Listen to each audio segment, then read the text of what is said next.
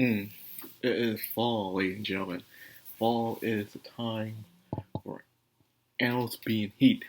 Time for lovers. All you see is couples everywhere. And I do mean everywhere. And you got two people, probably three, looking out the window, looking out at the sky, seeing everyone else in pairs, just loving each other. Well, these three are just lonely. Lonely as can be. That's Rudius, Cliff, and Elena Lays.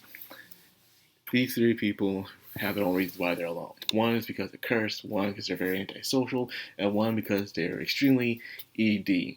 But then again, there are asexual couples that exist in our time period. So even if you have ED, you still be with someone. That's the beauty of this age, you know? There really is someone out there for everyone in this age. So, hey.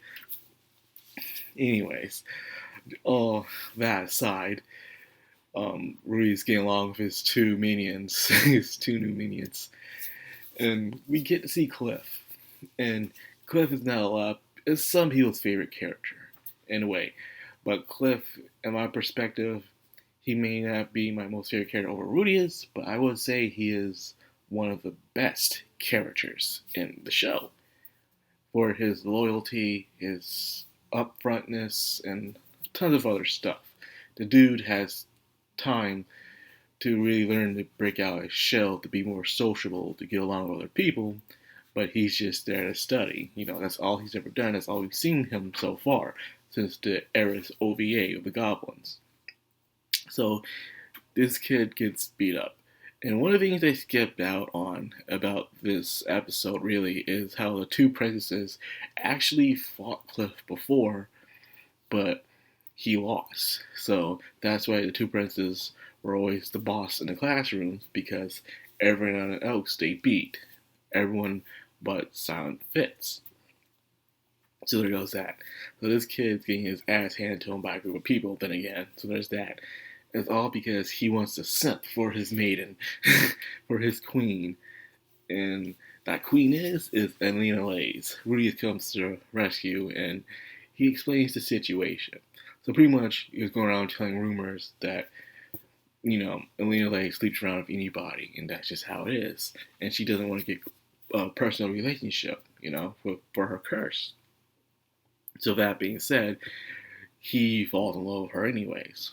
So Rudy's like, are you in your right mind, man? You heard what I just say? Oh, he heard. He doesn't care. You see, Cliff is a man of Millis. And Millis is like a kind of Christianity over there.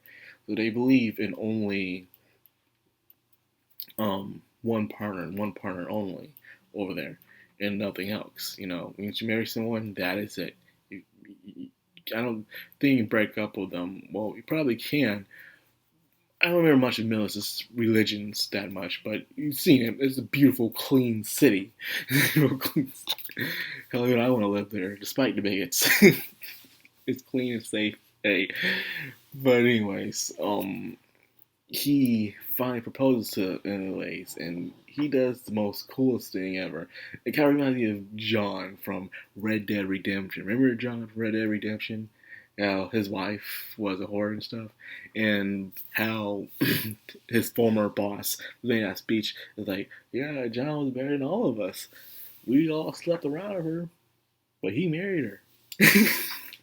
Like, bro, that scene came in my head when I first actually read this, but now that I'm watching it, it came back into my head again. It's like, yeah, this is John right here for Red Dead Redemption. Cliff going out with the girl, everyone else slept with her, but he kept her.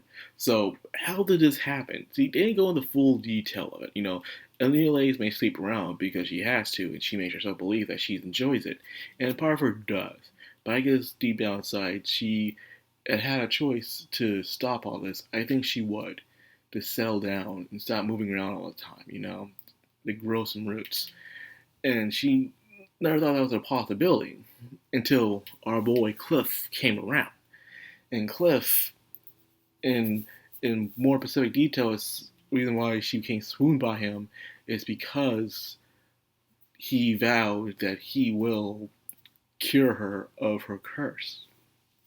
The dude sees himself as a magical tool genius, so he's going to do whatever he can to create a tool to remove her curse, no matter what it takes. And for the first time ever, she never ran into anyone who made that kind of vow and wanted to be with her despite her flaws, despite her curse. So because of that, she is impressed. She's like, wow, no one's ever done this to me before. So now she is swooned for the first time ever.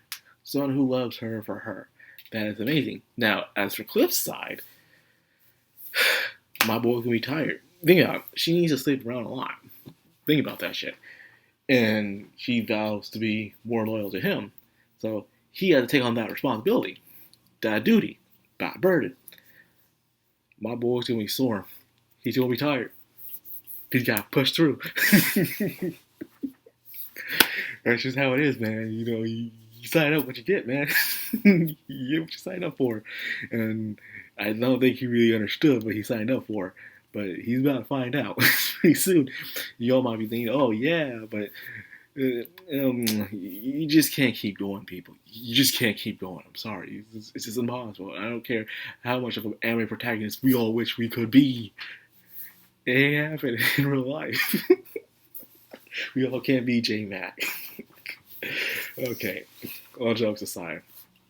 Now, back to the fall thing, where now all the beasts are going around fighting each other for marriage proposals. Their way of tribe of animal kingdom to fight each other in order to see who can be with who, by a test battle of strength. And everyone admires the two princesses. So the two princesses put Rudius as their fiance, and so they have to fight him in order to get to them. However, they know how strong Rudius can be, so they know he can't lose. So that's why everyone's fighting him. That explains it. Now, for you anime onlys out there is something that they did that a lot of people didn't catch on to. The first guy that challenged him in this episode, there was a girl beside him, a girl with blue hair. And you might be wondering, what was the point of this scene? Showing the girl, who was she? She looks completely, she don't look like a background character, Someone with green hair like that, and they showed her a couple of times. She has some sort of importance, and she does. Not a major importance, but I'm not spoiling it. But you will see her again. And the question is why she's doing there? Oh, she had her own ulterior motives, but I'm not going to spoil it. Just keep a lookout on her, because you'll see her down the road later on. So we're really just fighting off these guys until they're all beat up. And we see our boy, oh man, the myth, the legend himself, Bondi Gandhi, the Demon Lord. Yes, he is fiancé to Kishirika, the Demon Queen. And Upway, she is the ruler of all demons. And I love, in a way, how Rudius really undermines Kishirika in what she is. Even though other people are telling her that, yeah, she is the queen of demons, she is extremely powerful, but he can only see her as this annoying little lolly girl that wears Dawn Matrix clothing in a way, and that's always seemed to be in trouble all the time. That is because she doesn't have all her power yet. She recently was killed by a former hero, but these kind of demon lords, they don't just die off and be gone, unlike the other demons. They're very high-ranking demons, They're like demigods in a way, because they actually were a bloodline from the demigods. If you read Old Dragon's Tale and stuff, it will tell you the story of how these gods came to be and why they're so powerful and why they come back when they die. So they're considered demi-humans. So being demi-human in this world is pretty cool, because it's really hard for you to die. You have to have another very powerful person kill you on equal level in order for you to permanently die. So normal cutting off the head and stuff is just not going to work. But anyways, back to the point. This dude came to challenge Rudius. However, Rudius wanted some certain conditions because, he didn't want to get blasted. He even asked him some very interesting questions. I like the conversation more than I like the battle. The battle wasn't even much of a battle. It's more like a test of strength.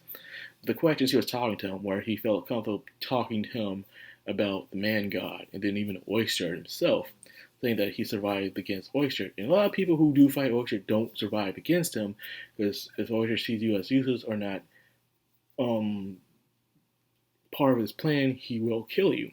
Heck, he would have left Breeze to die if it wasn't for the masked girl stopping him. So there's that. So the guy seems to be a reasonable dude, despite being a demon lord. He just came on his way because he heard great talking about him.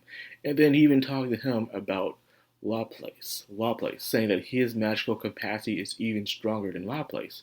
And if you don't remember, in the past, Laplace was this very powerful demon lord who tried to take over the world multiple times by destroying all of humanity.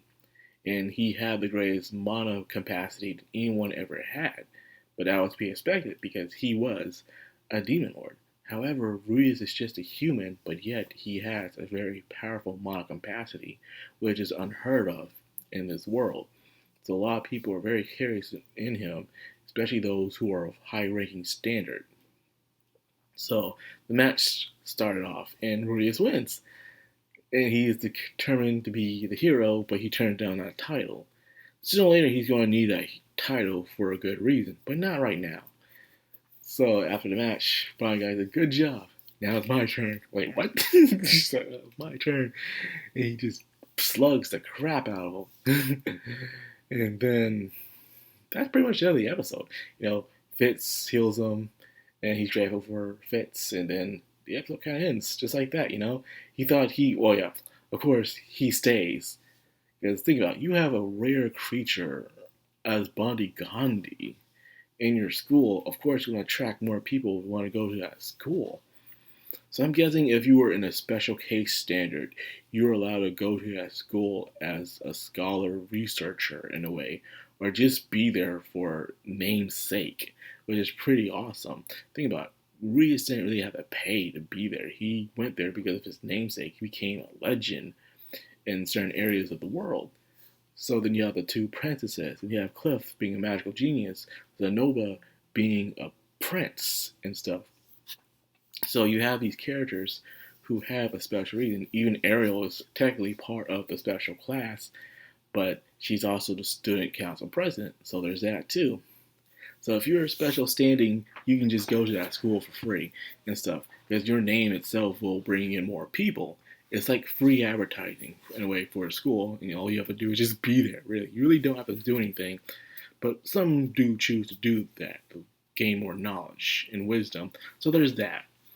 So yeah, man, that was this episode. Another entertaining episode. Introduced to two new characters. One we know the name of, and one is still yet be truly been revealed. But she will down the line. Remember, keep track of that blue hair girl.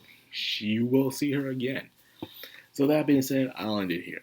And I hope you guys enjoyed this episode. If you did, like, comment, subscribe, of course, hit that bell icon. It's out the background on anime. Signing out.